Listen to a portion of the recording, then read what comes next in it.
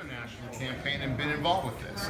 You're in the party. A little bit after 4:30, we don't want to punish those who are here on time because of the ones who are not here yet. So we're going to get started.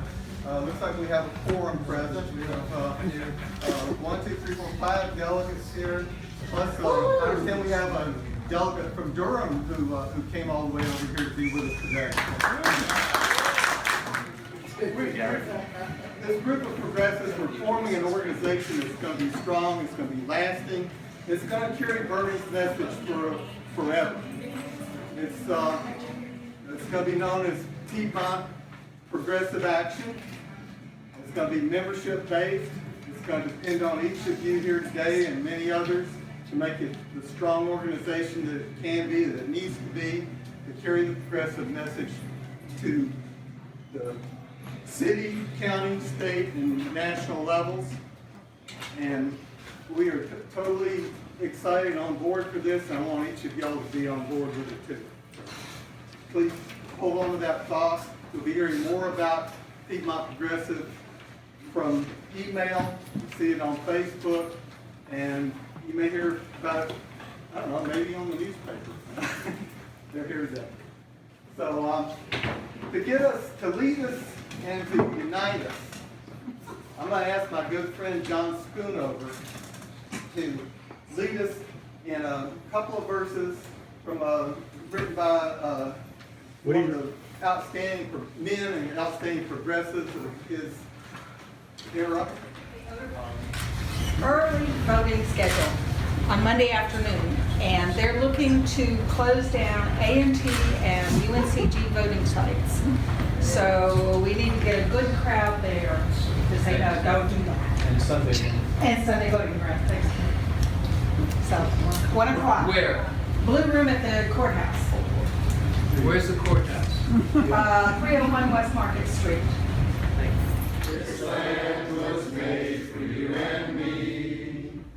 As I was walking down the highway, I saw above me that endless skyway. I saw below me that golden valley, and it's my land from California to New York Island, from redwood forests to the Gulf Stream waters. Can you hear me? Yeah. I was told in my family we swallowed microphones. It wasn't a compliment, though. I wouldn't be here without these really great delegates, including one in the back. All of them deserve your round of applause. They sat through these 3 hours.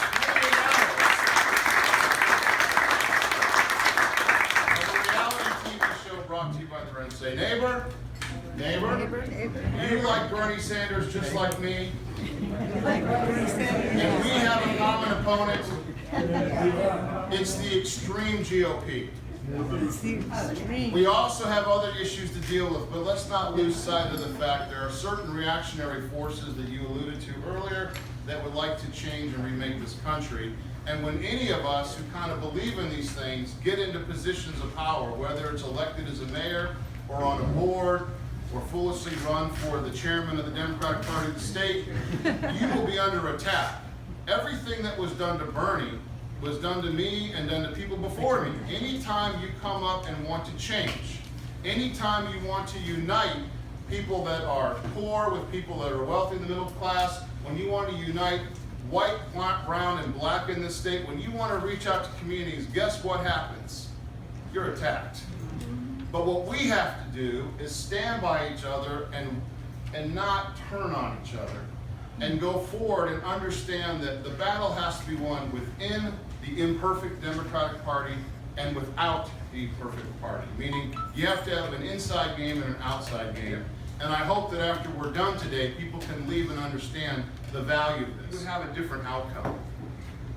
They don't actually listen to the protesters. The protesters do create an environment, as Dr. Cornel West talks about, that brings change in, but I can tell you that when we were at the convention, I never heard anyone inside there talk about that was influencing on what was happening on the stage. I marched in with him twice. I love him, I talk to him, but I know that all the decisions and ability for us to influence it are being part of the process, as hard as that is for me to say. So I'm going to ask you guys to get involved when you leave here and go to these meetings. I think we have about 50 or 60 here, David, maybe more. You have a count, Judy? You don't have to be members of the state executive committee when we meet in Greensboro to show up at the meeting. It's a public meeting, especially if you're Democrats. If you show up and get your voices heard at these meetings, you will change things because it's all a human relations game. People actually respond, surprisingly enough, when you're nice to them. They respond when you engage them, and they respond when you try. They don't respond if you throw haymakers or you're on email at night or on Facebook at 2 in the morning saying that they're the worst sons of bitches in the world. They don't respond. They're just human. You wouldn't either. So if you engage some of these people, even when you think you don't agree with them, they might have supported Hillary Clinton, which you didn't like, or they might have done something in your community, you can actually make a difference if we stay coherent with our message, David, you follow your plan, and you actually show up. Hard over 6 months to help me become the candidate that I became. We got more votes than every state legislator representing North Carolina in the June 7th primary from Guilford County and the 13th district. So we came close, and I look forward to the next race, and hopefully I'll have all y'all's support in that go. So thank you all for coming. Just jump out there. Is everybody pointing at me? Am I okay just speaking up like this? Could you stand? I'll stand. Well, I'm Lori Kurtz. I'm from Durham, and one of the reasons that I'm here is because we're not doing anything like this over in the Triangle. It's a different scene over there, even though I think we have the history of possibly being more liberal and more progressive. I think the freshness of the organizing here maybe is what is bringing people out now. But I wanted to see how you were doing it and what was going on here. And it's really great. Well, Randy brought up for me is the inside-outside organizing. I went to a meeting off campus, if you want to say, but still listed as one of the DNC meetings, sponsored by the Progressive Democrats of America and the Democratic Socialists of America.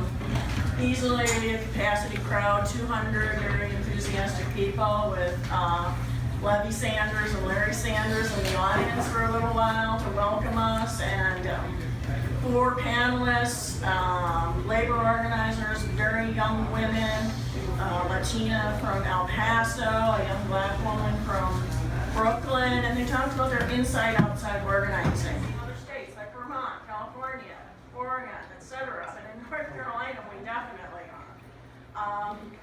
So I'm really inspired by that message, the inside-outside. And I've been a lifelong Democrat who has never attended meetings. I started in February, and I kind of just worked it and, decided to become a delegate, so I became a delegate. Isn't that like I had this long history of power behind me? So that's what I guess that's it for me. I want to say 2 things. Wow.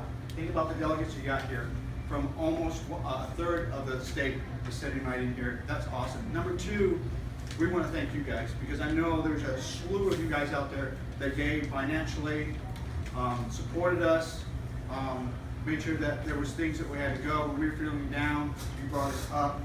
I've had emails from Chris, from Dave, Josh Brannon, our 5th congressional running for the U.S. House, who's going to take down Virginia Fox in the fall.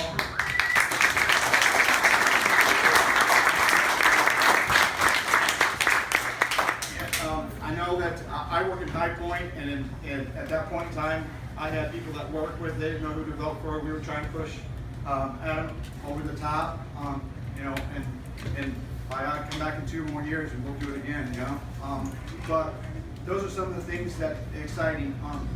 Randy pointed off a point, can you do it? My story is kind of unique. I grew up in rural Indiana, Republican conservative Christian home. And I was told you become a Republican, and that's just what you do, all right? Well, I met my lovely wife and she spun me around.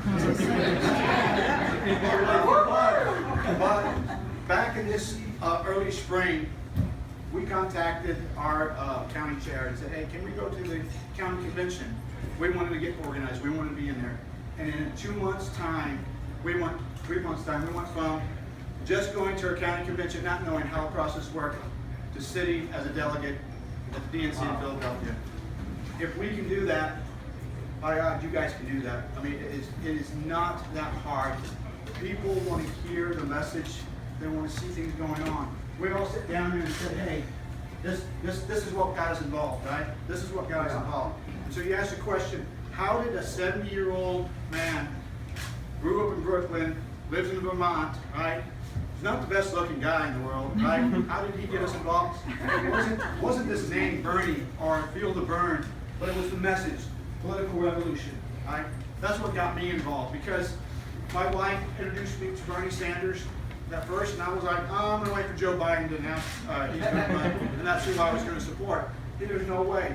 She took me to the rally in Greensboro, right? That's the first time I ever heard Bernie. I heard his message. His message was the political revolution. April 30th of last year, he announced his message has not changed. He has not doubled down on it. He hasn't backed it down like. Wow, you ran for Congress. How did you do that? How much money did you have to raise? You know, who supported you? Who didn't support you? I was just shocked. So I picked his brain and just, you know, thanking him that he ran. And long story short, December 20th, was it? The night before the deadline? The night before the deadline of filing, we were on the phone trying to figure out who's going to cover some of the congressional seats. And we get on the phone with Thomas Mills, who's a political strategist who's running in the 8th Congressional District. And long story short, at the end of the phone conversation, we decided to all three run for the 3 seats that no Democrat had filed to run for as of that day. And y'all, I mean, 3 seats out of 13 in North Carolina. I mean, the gerrymandering not only disenfranchises voters, it disenfranchises candidates. 3 seats had gone unfilled the day before. Right. So we met at 8 a.m. exactly early enough to get our paperwork filled out at the Watauga County Courthouse. And he took off and barely made it to Raleigh. And long story short, he filed for both of us to run while I was sleeping to catch up from the lack of sleep I'd had the night before with my wife talking about running for Congress. And so that's how I entered politics. And this was as an inspiration of Bernie Sanders talking about a political revolution. And so both of us, you know, here we are. Look. And we need to, because honestly, there's not that many people giving money to help congressional candidates in North Carolina get elected. And we need to do everything that we can to help back Josh Brannon, to back John McNeil in Raleigh, and we need to back Bruce Davis here in the 13th. Peter Norris. Yeah, and so there's just so much. We need to get that $27 that went from so many people. If everybody gave $27 that are Democrats in his district, you would have $1 million. Is that correct? Yeah. Yeah, so that's how much it costs to successfully run a congressional campaign. So we need everybody to give $27 to Josh Brannon at least. Anyways, I just wanted to thank Josh and let him go ahead and say a couple words. When our Indiana government decided to attack public education and attack unionized workers, that's where I drew the line in the sand. I was like, okay, enough sitting on the couch, watching this stuff unfold. Back into the business of politicking I went. And when we moved to North Carolina 4 years ago, in 2012, I immediately got involved in, of course, I became Democrats. We're from Winston-Salem, so that's where I went. Got involved in Barack Obama's campaign for 2012 Knock Doors. Worked to try to get Virginia Fox out with Elizabeth Momosinger. That didn't work, obviously, so we're still continuing to work on that process.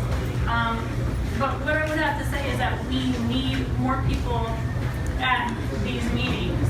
Don't just go canvass. Don't just go phone bank. Ask them, when is the next meeting?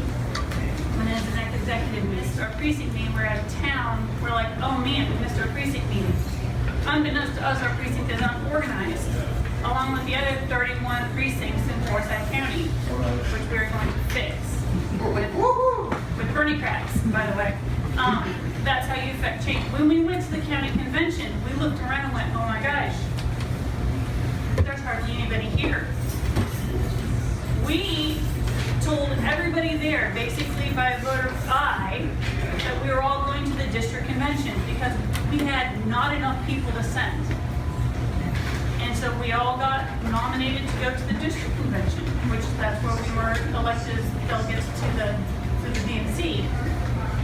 But my point is that when you have 271 votes at your district convention and 30 people show up, there's a whole lot of other voices that could be filled with like-minded people that are progressives. We're letting that slip through our fingers by not getting people involved, by not getting people that we know involved.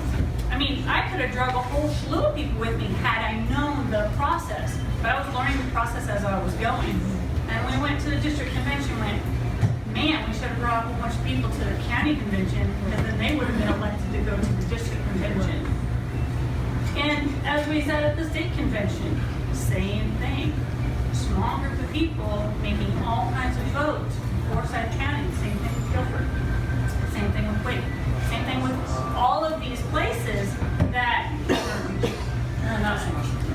Okay. Well, but you can bring those people into the process. So he and I are going to be working on Forsyth County to get these 31 precincts filled with a precinct chairman that is like-minded progressive party person, because then they are going to go to the county convention and then the district convention and the state convention, and when they call, all in favor say aye, there's going to be aye, all opposed say nay, huge nay, because we're going to influence that vote. Or all in favor say aye, we want to stop the TV. You know, those are the voices that we need to have. We need you guys in those seats. We need you to bring 4 friends with you, not only to the meetings, but to vote.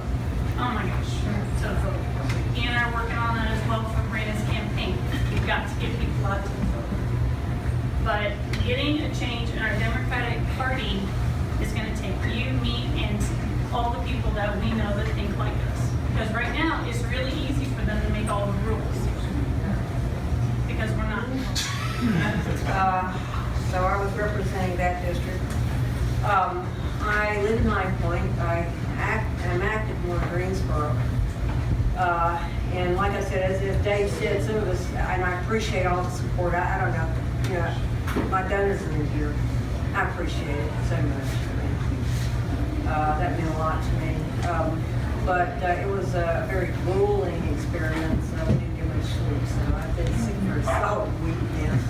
Like I said, I won't to talk too long. I second what Maureen and marshals have said here. There's not much more I can add to that. I haven't been involved in precinct organizing or going to meetings. I have been a caregiver for 20 years or more. Put your speaker up. Okay.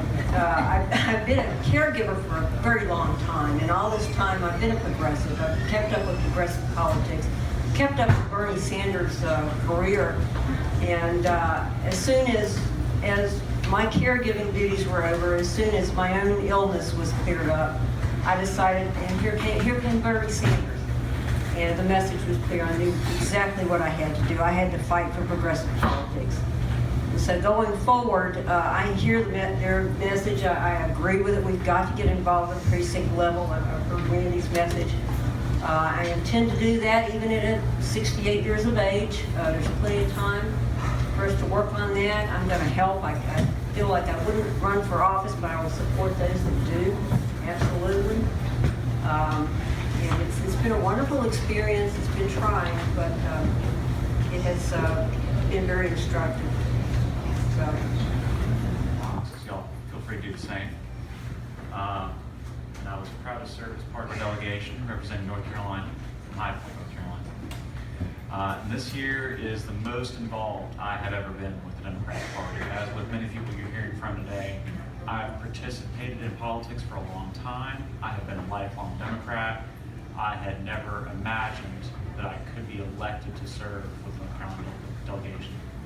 So I want to say that there's every opportunity for many of you to take on a similar role much more power than you have had the opportunity to exercise. Do more than just vote in November and even in the primaries in March. Go for your precinct meetings.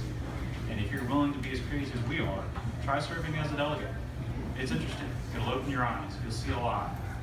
And you'll also get the opportunity to truly speak truth to power.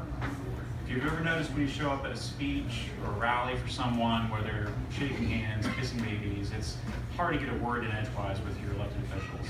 But if you show up at these meetings, you can actually sit down and have a conversation. You can speak your mind. You can do what lobbyists pay a lot of money to do without their money.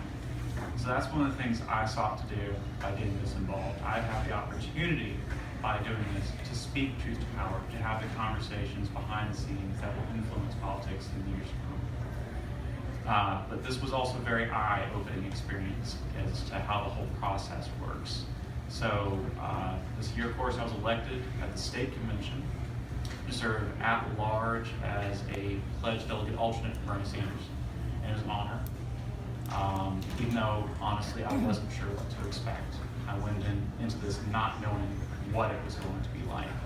And one of my first surprises is how much it costs to serve as a delegate. You are not paid to do this.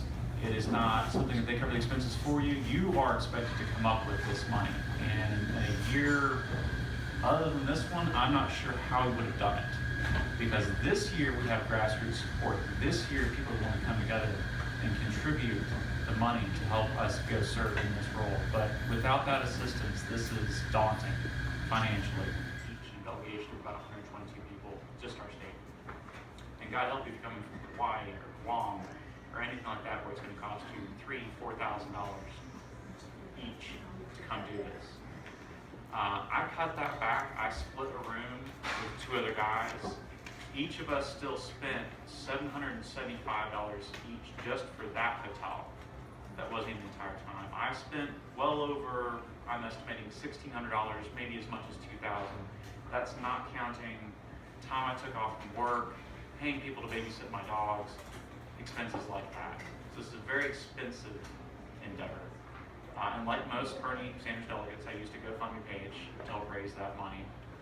And I asked people for about $1,500 to cover most of it, because I expected to cover some of it out of pocket. I was blessed to have over 50 individuals come together to help me raise that money, including someone who at the last moment contributed $400 out of their pocket. On top of that, I was very touched to have individuals reach into their pockets and pull cash out and hand it to me. Here in Greensboro, and even when I got to Philadelphia on the subway, there's a guy I just ran into who I'd never met before, looked like he didn't have much money. He heard what I was doing, reached in his pocket, pulled out $4 to hand me to help me do this. That is the movement we are a part of. But that is also what it takes. It takes all of us supporting each other to make this possible. About that high economic barrier of entry that skews our policy away from the low-ranking citizens we claim to represent and fight for. And what I experienced was a mix, excitement and disappointment. Not only for who won the nomination, I knew what the odds were going in, and it still felt like showing them a fight. But also because of how delegates acted towards each other. Most of us are great people. Most of us are very well intentioned. Both the Hillary camp and certainly Bernie Sanders people go up there with great intentions. And I enjoyed having time to meet, organize, strategize with delegates from across the country, like-minded Democrats from both Hillary delegates and Sanders delegates. But I was also surprised at some of the divisions inside of our own party. So as some viewers at home witnessed, there were protests, there were demonstrations, even some disruptions during this year's Democratic Convention of the like I've heard from people who've been before we haven't seen in decades. I heard people talking about the 1968 convention in comparison. Thankfully, we were spared the water hoses and the dogs, but other than that, it was a very contentious convention this year. We put bumper stickers on our stuff. They say we can't bring a sign, we make our stuff into signs. We had fold-up stuff like that TPP sign that we're sneaking in. So I got assigned with this to sneak in a bunch for our delegation. is a group effort. It's actually beautiful to see people suddenly working together from different states who never even met before to pull off these kind of insurgent tactics, basically, inside. And yes, and there's a reason for this. So we were told no signs. We snuck in signs. We took the signs they gave us and made them their own. We're told no banners. People wore the banners in some cases to sneak them in. Specifically including the banner I helped with that was the election fraud hashtag WikiLeaks that was held over Joe Biden's head. Frank, you saw that.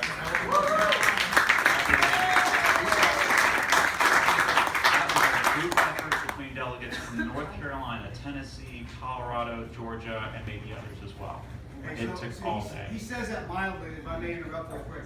So some told me I'm standing up and they're up above us. Some told me to turn around and look. I did as they were dropping this out over. And sure enough, in the front row, here I see Josh heading across, and I look right down, and there is Joe Biden, and I was like, oh my goodness, the Secret Service is going to bend him into a pretzel. The group up there signed me to go back and forth and negotiate with Secret Service, so yeah, that was fun. Our time holding the banner was limited by my time talking to them, so I had to take as long as possible talking. Good job.